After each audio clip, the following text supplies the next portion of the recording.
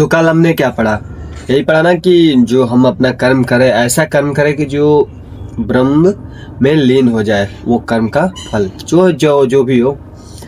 कल और अपने दोस्तों के साथ बर्थडे मनाने गए थे, वो बर्थडे था ना, तो श्लोक में तो नहीं, लेकिन अगली वीडियो मतलब दूसरी बना रखा है और डाल दिया है, देख लेना क्या क्या किए क्या क्या नहीं। वैसे चलो,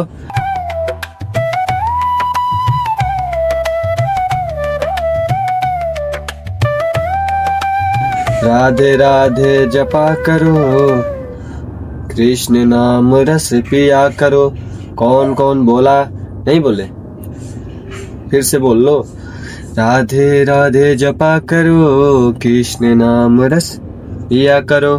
तो चलो आज श्लोक पढ़ेंगे। कितना आज श्लोक कितना है भाई? 24 है ना? तो याद रखो, मैं भी भूल जाता हूँ।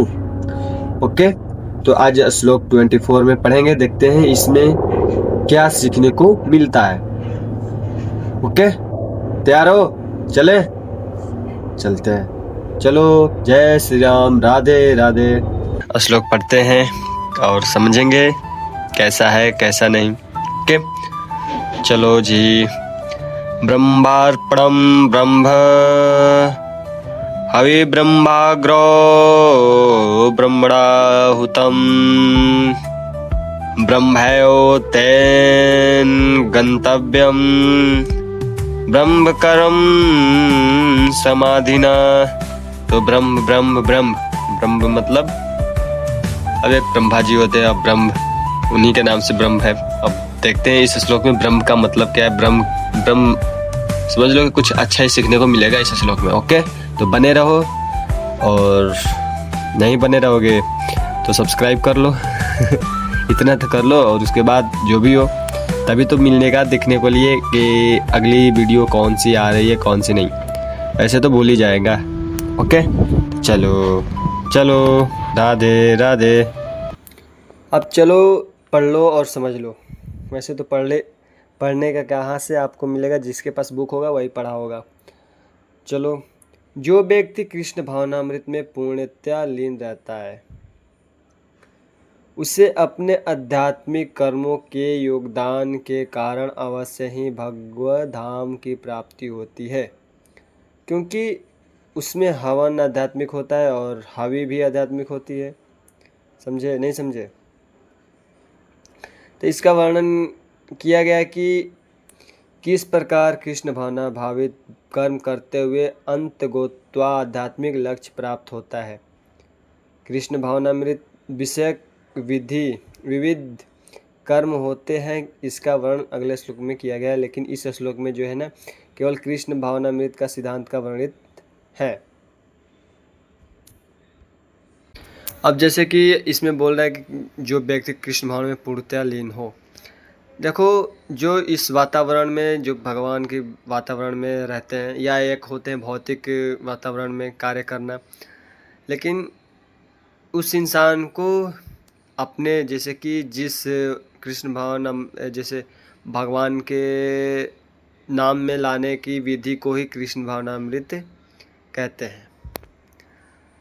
ठीक है, जैसे हम हो गए, हमें नहीं पता है, कृष्ण भावना भावित में चले गए, तो वही उसी विधि को कृष्ण भावना भावित कहते हैं, जो भौतिक वातावरण से अपने वातावरण में लेकर जाना। जैसे कि यदि कोई दूध, एक रोगी है, दूध की बनी वस्तु जो होती है ना, वो ज़्यादा खा लिया हो, उससे उसके पेट में गड़बड़ी हो जाती है।